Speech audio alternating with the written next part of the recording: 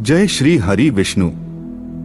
वासांसी जीर्णानि यथा विहाय नवानि गृह्णाति नरोपराणि तथा शरीराणि विहाय जीर्णा न्यन्यानि संयाति नवानि देहि। अर्थात जैसे मनुष्य अपने पुराने जीर्ण शीर्ण वस्त्रों को त्याग कर दूसरे नए वस्त्रों को धारण करता है, ठीक वैसे ही जीवात्मा पुराने शरीर को त्याग कर दूसरे नए शरीर में प्रवेश करती है। महर्षि वेद व्यास जी द्वारा रचित श्री गरुड़ महापुराण के दिव्य ज्ञान के माध्यम से यह जानने का प्रयास करेंगे कि मनुष्य की मृत्यु कैसे होती है और मनुष्य के शरीर से आत्मा कैसे निकलती है।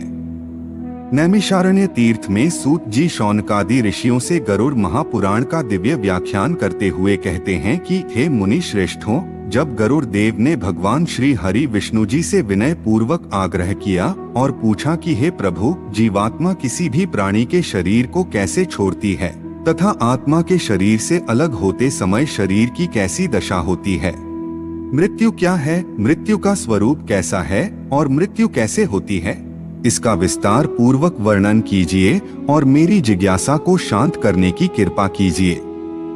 इस पर भगवान श्री हरि विष्णु गरुड़ से कहते हैं कि हे विनीता पुत्र, अब मैं तुम्हारे संशयों को दूर करते हुए तुम्हें आत्मा के शरीर से मुक्त होने अर्थात व्यक्ति की मृत्यु का वर्णन तुम्हें सुनाता हूँ। हे गरुड़ देव, प्रकृति परिवर्तनशील है और निरंतर बदलती रहती है। पतझड़ में पेड़ के हरे पत्ते सूखकर और पीले होकर नीचे गिर जाते हैं और बसंत में पुनः से हरे पत्ते उग जाते हैं। शीत ऋतु के बाद ग्रीष्म ऋतु, ग्रीष्म ऋतु के बाद वर्षा ऋतु, वर्षा ऋतु के बाद शरद ऋतु और फिर शरद ऋतु के बाद शीत ऋतु दोबारा से आती है। यह सब निरंतर चलता रहता है।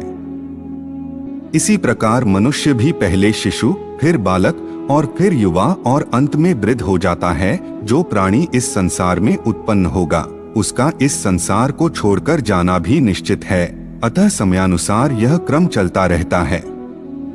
इसी क्रम में जब व्यक्ति अपनी औसत आयु को पूर्ण कर लेता है और स्वाभाविक मृत्यु के द्वारा उसका इस संसार को छोड़ने का समय निकट आता है, तो आत्मा के शरीर से मुक्त होने से पहले उस व्यक्ति के शरीर में कई प्रकार की व्याधियां अर्थात रोग उत्पन्न हो जाते हैं, जैसे कि मस्तिष्क का रोग, आँखों का रोग, कानों का रोग, नाक का रोग, मुंह का रोग, गले का रोग, हृदय का रोग, उदर रोग, पैरों का रोग इत्यादि कई प्रकार के रोग हो जाते हैं। उसका कंठ अवरुद्ध होने लगता है, उसकी आंखों में आंसू आने लगते हैं, उसका शरीर पंगु होने लगता है, उसकी हृदय गति रुक जाती है, हृदय सुन्न हो जाता है, उसे अत्यंत घुटन महसूस होती है।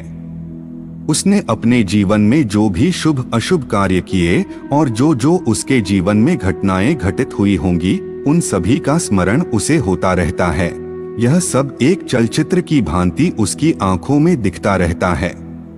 इस भावना के दौरान उसके मन में जीवन भर अर्जित संपत्ति और प्रियजनों के प्रति अत्यधिक आसक्ति होती है, जिसके कारण उसके प्राण निकलते समय उसे अत्यधिक कष्ट और अत्यंत दुख होता है। इस समय वह अपने प्रियजनों को पुकारता है और उनसे बात करना चाहता है, उनसे कुछ कहना चाहता है, लेकिन सामर्थ्य विहीन होकर कुछ कह नहीं पाता और उसकी बातों और संकेतों को पास बैठा कोई भी व्यक्ति नहीं समझ पाता है। जब उसकी सांस रुकने को होती है, तब वह सांसों को वापस लाने के लिए संघर्ष करता है।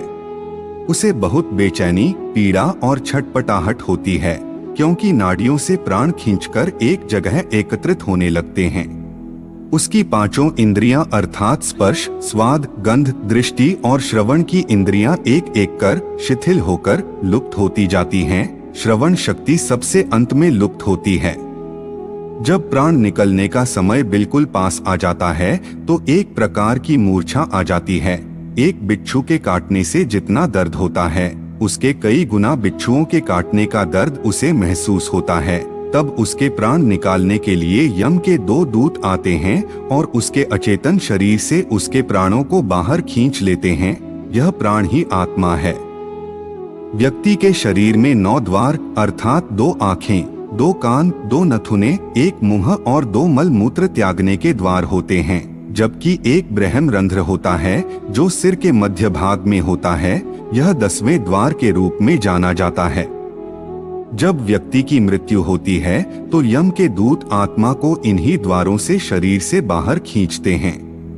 यह सब मनुष्य के कर्मों पर निर्भर करता है कि उसकी आत्मा किस द्वार से शरीर छोड़कर बाहर निकले।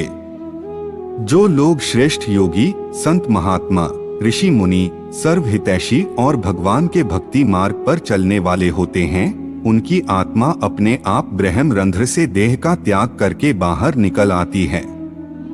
जो लोग धर्मपरायण, भागवत कथा का प्रचार प्रसार करने वाले और मधुर वाणी वाले होते हैं, उनकी आत्मा मुख के द्वार से बाहर निकलती है। जो लोग सदाचारी और भागवत कथा सुनने वाले होते हैं, उनकी आत्मा कान के द्वार से निकलती है। जो लोग सत्यकर्मी और दूरदृष्टि वाले होते हैं, उनकी आत्मा आँख के द्वार से निकलती है। जो लोग अच्छी विचारधारा और सहयोगी स्वभाव वाले होते हैं, उनकी आत्मा नाक के द्वार से निकलती है। और जो लोग अत्यंत पापी, क्रूर, गंदी विचारधारा वाले, अत्यधिक झूठ बोलने वाले और दूसरों का अनिष्ट करने वाले होते हैं, उनकी आत्मा को यम के दूत मल मूत्र त्यागने वाले द्वार से बाहर खींचते हैं। जब आत्मा मुख के द्वार से निकलती है तो मुख से झाग या फेन निकलता है। जब आत्मा आँख के द्वार से निकलती है तो आँखें उभरकर बाहर निकल आती हैं। जब आत्मा कान के द्वार से निकलती है तो कान से मवाद या मैल निकलता है। जब आत्मा नाक के द्वार से निकलती है तो नाक से गंदा पानी निकलता है। और जब आत्मा मल मूत्र त्यागने वाले द्वार से निकलती है तो इन द्वारों से मल व मूत्र बाहर निकल आता है। इस प्रकार यम के दूतों द्वारा आत्मा को शरीर से बाहर निकालकर अलग किया जाता है। तो यह थी गरुड़ पुराण में वर्णित आत्मा के शरीर से मुक्त होने के बारे में एक छोटी सी जानकारी। आशा करते हैं कि आपको यह जानकारी अच्छी लगी होगी। अगर अच्छी लगी हो तो वीडियो को लाइक करें और हमारे चैनल को सब्सक्राइब करने का कष्ट करें।